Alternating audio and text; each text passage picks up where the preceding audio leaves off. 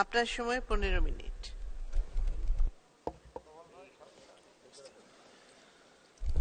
বিসমিল্লাহির রহমানির রহিম। ধন্যবাদ মাননীয় স্পিকার।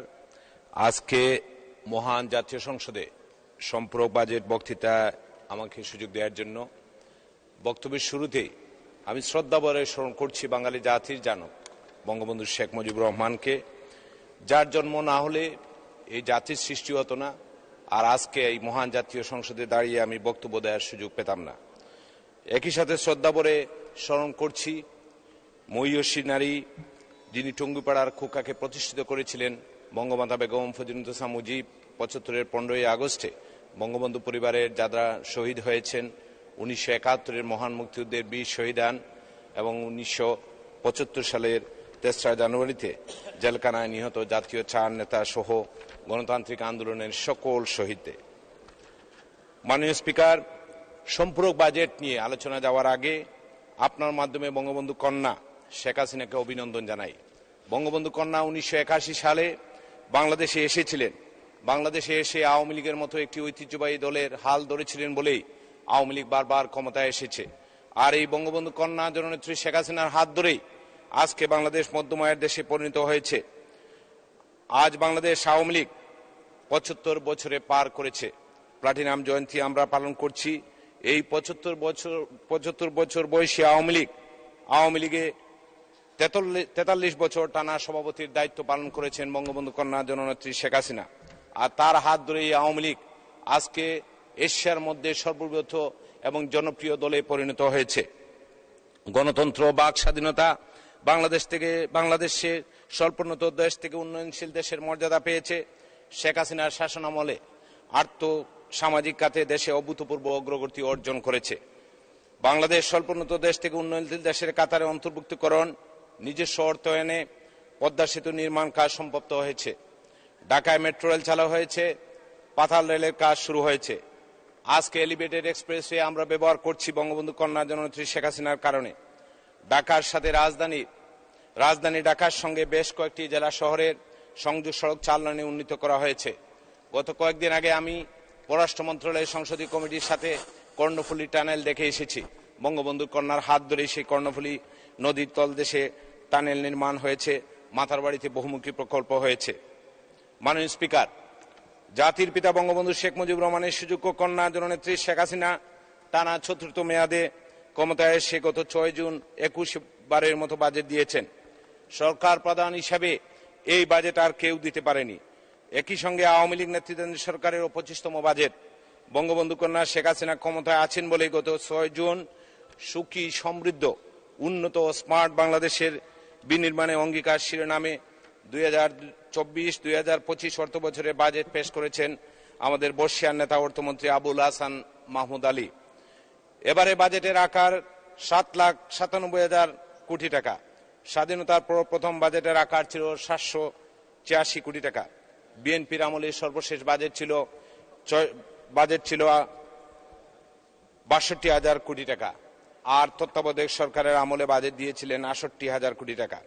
এখন বাজেটের আকার অনেক বড় হয়েছে।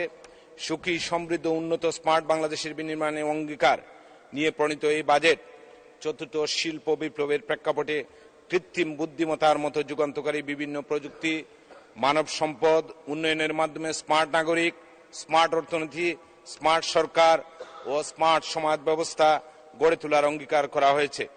এজন্য মাননীয় অর্থমন্ত্রীকে আমি ধন্যবাদ জানাই।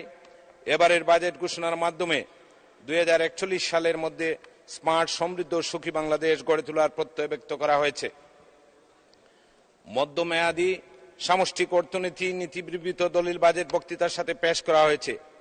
এই দলিলটি সরকারের দূরদৃষ্টি, স্বচ্ছতা ও ভবিষ্যৎ নেতৃত্বের জন্য দিক নির্দেশনা হিসাবে কাজ করবে। মাননীয় স্পিকার, গত অর্থ বছরে 2023-24 সালে আওয়ামী লীগ সরকার একটি যুগোপযোগী ও বাস্তবসম্মত বাজেট উপস্থাপন করেছিলেন। সে কারণে দেশের মানুষ আবার আওয়ামী লীগকে ভোট দিয়ে নির্বাচিত করেছে, ক্ষমতায় বসিয়েছে। আবার গত 2023-24 অর্থ বছরে 7,61,785 কোটি টাকার বাজেট ঘোষণা করেছিলেন তৎকালীন অর্থমন্ত্রী আহ মোহাম্মদ মুস্তাফা কামাল। নানামুখী সংকট সংশয় থাকলেও বঙ্গবন্ধুর কন্যার নেতৃত্বে আমরা সফলভাবে বাস্তবায়ন করতে সক্ষম হয়েছি। বিশ্বব্যাপী ভূ রাজনৈতিক অস্থিরতা, জ্বালানি তেলের দাম বৃদ্ধি, পণ্যের বাজারের অস্থিরতা, মূল্যস্ফীতি সহ সার্বিক বিবেচনায় আমরা কিছুটা চাপের মধ্যে থাকলেও রাষ্ট্রনায়ক শেখ হাসিনা সরকার তা মোকাবিলা করে মুদ্রাস্ফীতি নিয়ন্ত্রণের কার্যকর ব্যবস্থা নেওয়ার ফলে এখনো আমাদের অর্থনীতির চাকা সঠিকভাবে পরিচালিত হচ্ছে।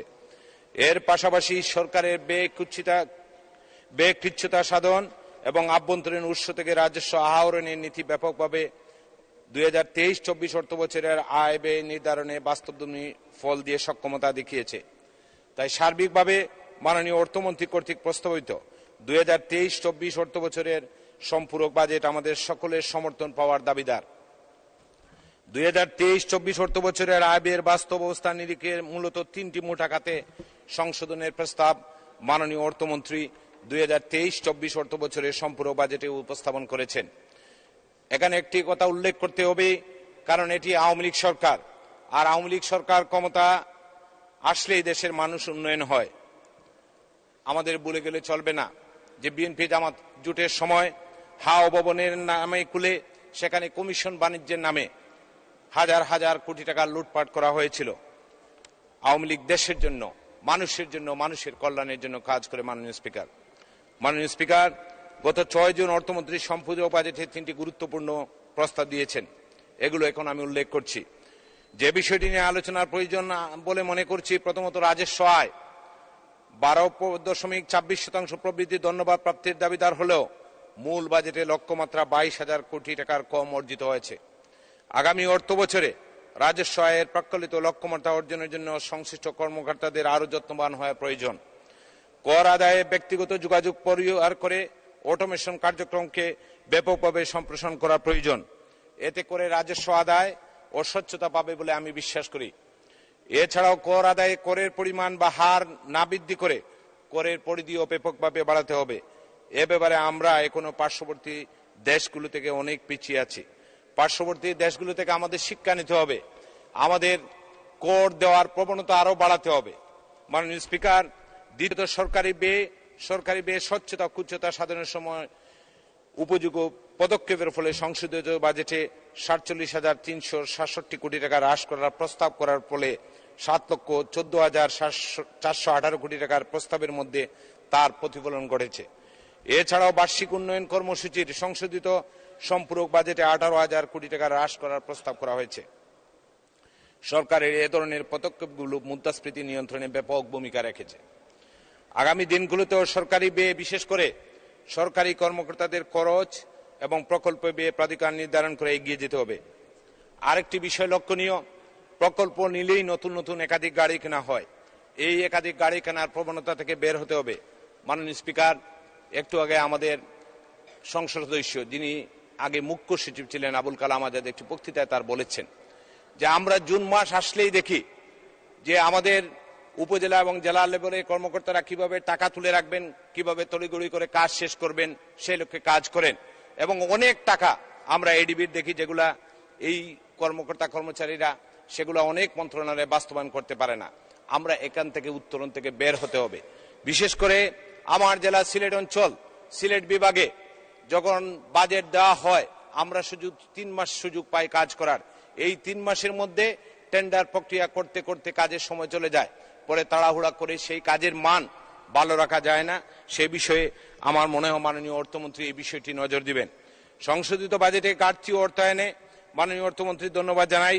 বাজেট ঘাটতি জিডিপির 4.7% মধ্যে ধরে রাখার জন্য মূল বাজেটে ঘাটতি ধরা হয়েছিল জিডিপির 5.2% এবং অর্থনীতিবিদরা এই ঘাটতি 5% মধ্যে রাখার তাগিদ দিয়েছিলেন। এই ঘাটতি 5% মধ্যে রাখার, এই ঘাটতি কমিয়ে আনা নীতি গ্রহণের ফলে সরকারের সকল পর্যায়ে দক্ষতা ও পরিকল্পিত নীতি বাস্তবায়নে সক্ষমতা প্রতিফলিত হয়েছে। সংশোধিত বাজেটে 2,36,418 কোটি টাকা বরাদ্দের প্রস্তাবের মাধ্যমে অর্থনীতির বুদ্ধা ব্যক্তিদের সুপারিশকে বাস্তবায়ন করার জন্য ধন্যবাদ জানাচ্ছি। সম্পূরক বাজেটে কথা না বাড়িয়ে আগামী দিনে স্মার্ট বাংলাদেশে নিয়ে এই অধিবেশনে আমরা আরো কথা বলবো। আগামী বাজেটে মুদ্রাস্ফীতি নিয়ন্ত্রণ, রাজস্ব আয় বৃদ্ধি, কর কাঠামোতে আধুনিকায়ন, রেমিটেন্স প্রবাহ বৃদ্ধি এবং রেমিটেন্স যোদ্ধাদের যথাযথ সম্মান প্রদান বিনিয়োগ বৃদ্ধি, বৈদেশিক ঋণ প্রবাহে আরও সতর্কতা, মানব সম্পদ উন্নয়ন এবং তথ্য প্রযুক্তিতে আমরা আরো স্মার্টভাবে হ্যান্ডেল করে স্মার্ট বাংলাদেশের গড়ার সংকল্প নিয়ে আমরা আমাদের বাজেটের আলোচনা চালিয়ে যাব। মাননীয় স্পিকার, আমি আমার জেলা সিলেট নিয়ে দুটি কথা বলতে চাই। রাজধানী ঢাকার সাথে অনেক বিভাগের 6 লেন 4 লেনের কাজ সম্পন্ন হয়েছে, কিন্তু গত 15 বছর ধরে আমরা শুনছি যে ঢাকা সিলেট 6 লেনের কাজ সম্পন্ন হবে। সেই 6 লেনের কাজ এখনো শেষ হয় নাই। এই 6 লেনের কাজ আগামী 8 বছরে সম্পন্ন হবে কিনা আমার সন্দেহ, কারণ এখনো জমি একরের টাকা দেওয়া হয় নাই। এবং এই 6 লেন শুধু সিলেটের সাথে রাজধানী ঢাকার সংযোগ নয়, সেটি তামাবিল হয়ে ইন্ডিয়ার সাথে আমাদের কানেক্টিভলি হবে এবং বৃহত্তর সিলেটের যে 4টি জেলা সিলেট, সুনামগঞ্জ, হবিগঞ্জ এবং মৌলভীবাজার, এই 4টি জেলার সাথে সংযোগ হবে। এই বিষয়টি আমাদের ভেবে দেখা উচিত। কেন বারবার ঢাকা সিলেটের 6 লেন নিয়ে আমাদের সাথে বৈষম্য করা হয়? মাননীয় speaker, Akhaura Sylhet rail line নির্মাণের কাজ সূচনায় এখন পর্যন্ত হয়নি। বারবার আমাদেরকে বলা হয়েছে যে এটা আখাউড়া সিলেট রেল লাইন নির্মাণের কাজ করবেন। সিলেট উসমানী বিমানবন্দরের কাজ গত 4 বছর আগে সেটি ভিত্তিপ্রস্তর স্থাপন করা হয়েছিল। আমি গতকালও সিলেট থেকে ঢাকায় প্লেনে এসেছি, সেখানে আমাকে দায়িত্বশীল কর্মকর্তারা বলেছেন যে কাজ বন্ধ, কারণ যে চাইনিজ কোম্পানিকে কাজ দেওয়া হয়েছিল তারা এখন রড সিমেন্টের দাম বাড়িয়ে দেওয়া হয়েছে বলে তারা কাজ করছে না। এই বিষয়টি আমাদের যারা প্রকল্প করেন, আমাদের এই বিষয়টি ভেবে দেখা উচিত যে একটি প্রকল্পের জন্য ব্যয় ধরার পরেই কয়েকদিন পরে প্রকল্পের ব্যয় বাড়িয়ে 400, 500, 1000 কোটি টাকা ব্যয় বাড়ানো হয়। এই বিষয়টি আমাদের ভাবে দেখা উচিত। যার কারণ বঙ্গবন্ধু কন্যা মাননীয় প্রধানমন্ত্রী জননেত্রী শেখ হাসিনার নেতৃত্বে আমরা একটি মধ্যমার দেশে পরিণত হয়েছি। নতুন বাণিজ্য প্রতিমন্ত্রী দায়িত্ব দেওয়ার পরে আমাদের দ্রব্যমূল্য যদিও আগে কিছুটা বেড়েছিল, কিন্তু গত 6 মাস ধরে সহনীয় পর্যায়ে দ্রব্যমূল্য রেখেছেন। এর জন্য মাননীয় প্রধানমন্ত্রী বঙ্গবন্ধু কন্যা জননেত্রী শেখ হাসিনাকে ধন্যবাদ জানাই। আর আরেকটি কথা, মাননীয় প্রধানমন্ত্রী, মাননীয় স্পিকার, যে গত কয়েকদিন আগে ঘূর্ণিঝড় হিমেলের কারণে এবং বিশেষ করে আমাদের সিলেট অঞ্চলে যে পাহাড়ি ঢলের কারণে সিলেট ব্যাপকভাবে ক্ষতিগ্রস্ত হয়েছে। 2 বছর আগে ভয়াবহ বন্যা হয়েছিল, মাননীয় প্রধানমন্ত্রী সশরীরে সেখানে দেখেই এসেছেন। এডিবির মাধ্যমে একটি প্রকল্প নেওয়া হয়েছিল যে বন্যায় ক্ষতিগ্রস্ত আমাদের সিলেটের অঞ্চলের এই সড়কগুলো আমাদের আবার রিপেয়ারিং করে সেগুলা আগের জায়গায় নিয়ে যাওয়া হবে। এখনো সেই কাজগুলা হয়নি। 2 বছর আগে মাননীয় প্রধানমন্ত্রী বলেছেন, অর্থমন্ত্রী এডিবির সাথে কথা বলে আমাদের কাছ থেকে প্রকল্প নিয়েছেন, কিন্তু সেগুলার কাজ এখনো হয়নি।